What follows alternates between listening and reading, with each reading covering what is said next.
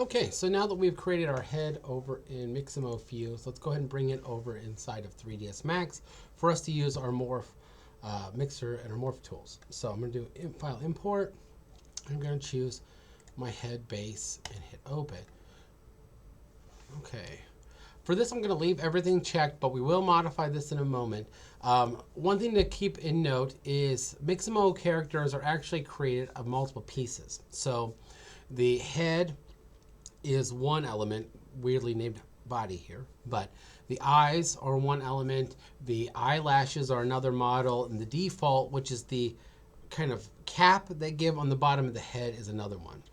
We don't really need all of these for most of the things we're going to do, but because this is our base head, we're going to go ahead and import them all.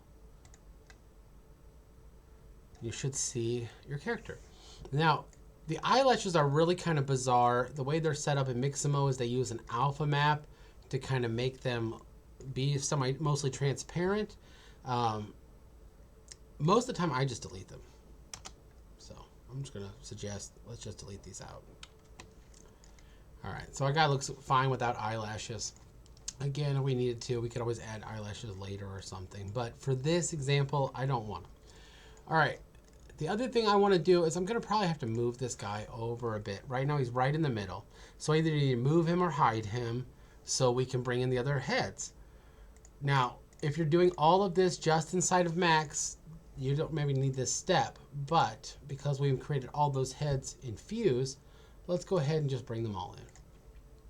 When this pops up, I'm gonna uncheck default eyelashes and eyes. I just want body, hit import. It's gonna give me an error because the name for the object and the materials are the same. So we could try to use the same material, but importing gets funky. So let's just do rename all. So we don't have to worry about it. Hit OK. And there is our new one. Let's go ahead, file, import, grab the next one. Again, same thing. Decheck, decheck, decheck. We want body and import. Now I'm not changing any settings on these other than, again, rename, hit OK. I got body too. File, import. Now some of the things you might do could be a bit of a preference as an animator, and I'll explain that as soon as we get the rest of these in. Rename all, hit OK, and import. You can see it didn't keep my name, so those are kind of just for me. I got, let's see, body 1, 2, 3, 4. So I think maybe angry is our last one. Okay.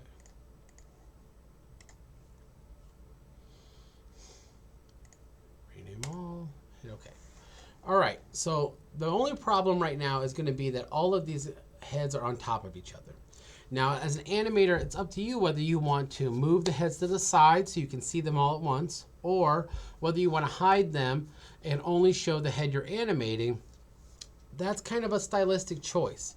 Let's go ahead and leave them hidden for now, just because they're all stacked up, and we'll move them in a minute so you can see what we're talking about. So I'm just going to go ahead and click on body. We'll turn on default, we'll turn on eyes. You'll see one thing, it looks like the default may or may not match up to all the heads, so we might have to kind of remove, no, we'll just hide it. We don't need it anyway. But I do want my eyeballs because it looks freaky without his eyeballs. Okay, so here's my default head.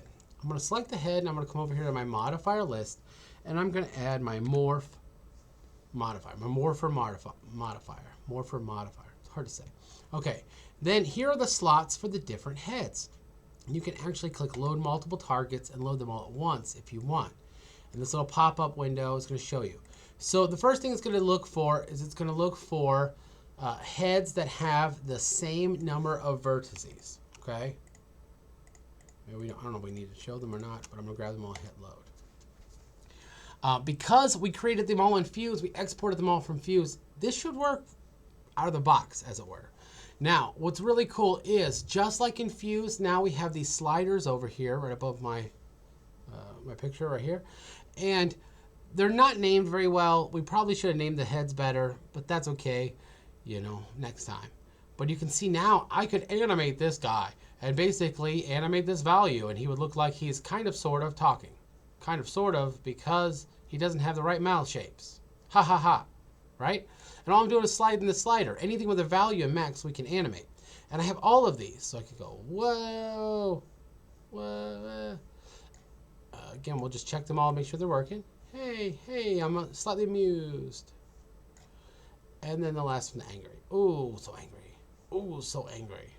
Okay, so you can see it's working because it's looking for the individual vertexes of this head and it's actually animating the position of the model. So the model itself is moving and morphing. That's what the morpher does. This only works with objects with the same number of vertices, but it's more than that. It's also looking at the numerical designation for each vertex. What I mean by that is each one of these vertexes, the dots that make up the model, has its own name in the form of a number. So they're all numbered, 1 through however many you got, whatever it is, 10,000. And they all have their own number associated with them, their own unique identifier. That unique number is what actually is being animated. So even if we had a model we brought in that wasn't the same, it may or may not work. Now, most of these fuse models are all kind of built off the same thing, so you might be able to get away with a different fuse head, but also might not. Again, I think probably because this is kind of how fuse and a lot of game engines handle the animations. So you can see now, if we created a keyframe, turn on auto key, we could slide between these. The other thing that's really neat is we don't have to make a whole bunch to get unique heads. In fact, some animators will animate the eyes just by themselves. So if I want to go back into Mixamo Fuse, load in this head, and make just one head with the eyes closed, I could bring that in. And then you can actually combine the two. So if I wanted to do mouth open with angry, here I've got a brand new head shape that I didn't have before. Create it from blending the two shapes together. And I can blend as many or all of them together. Now sometimes you'll get some weird things. So here, look, the eyes are clipping. So we blend face shapes that aren't really compatible to blend. Again, they may or may not work. Even this one looks like the eyes are kind of clipping through a little. So if I were going to use this, I might only animate it to here as the animator and make a note say, well, you can't really animate the mix of 151 together or beyond 51 together. Or if we lowered this one, we might be able to increase this one. Okay. So that's kind of, again, up to you as an animator. If we wanted to have him talk, well, we could just do a mouth open and close, kind of a mouth flapper technique. We wouldn't quite look right. We actually have to make the right mouth and the right shapes for the different sounds of the English language. Disney animators already figured all of that out a long time ago and created a nice set of phenom shapes or mouth shapes that can pretty much be the entirety of human language.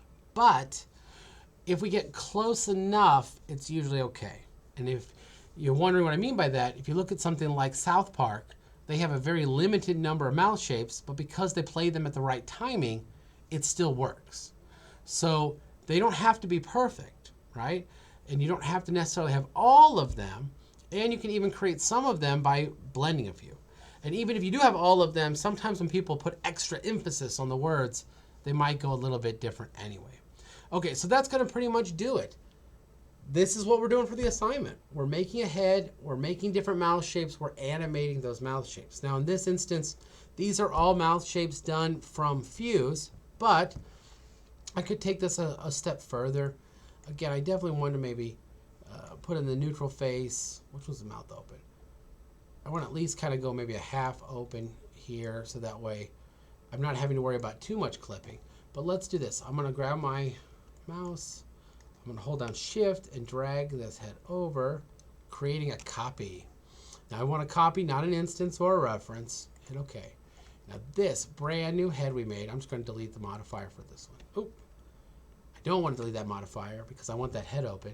Let's go ahead and right click this one and convert it to editable mesh. So we flatten it.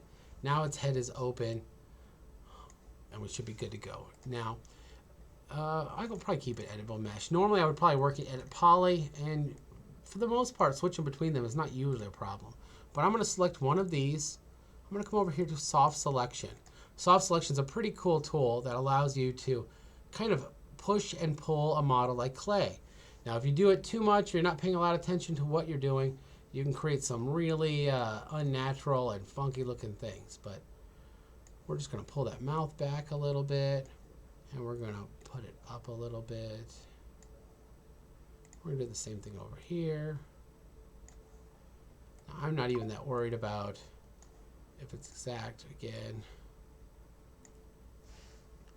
Kind of want that one. Oh, we got to see the clip through the teeth. Got to be careful there. So it's going to look a little bit creepy. Kind of what I'm going for though. So we can really see it in play. All right, so you can see I've modified this head. It looks a little nightmarish. I'm trying to do it very quickly. But what's cool here is I can click this empty slot. I can come down here and click Pick Object from Scene and load this head in here. Now, look, there's body 5. There's that crazy face I made. Blech. Again, not a super usable one. If I wanted to make, again, all the different mouth shapes, this head is a little complicated, so it'd be kind of challenging. It might take a while to make all the shapes. Or I could go back and fuse and try to get as close as I could and then modify just a little bit that I would need to inside here. But you can see I have that goofy smile, and we can mix it with the other faces. So now look, there's that crazy mouth that again is a little bit of the crazy smile and a little bit of the open mouth put together. So you can use these to some pretty cool effect by making some slight variations and some different heads, and then even blending them. Now you can see definitely the teeth move. That's very unnatural. So again, I would need to be a little more careful if I wanted to look better. But you get hopefully the idea, and hopefully you found this video, or these two videos rather, helpful.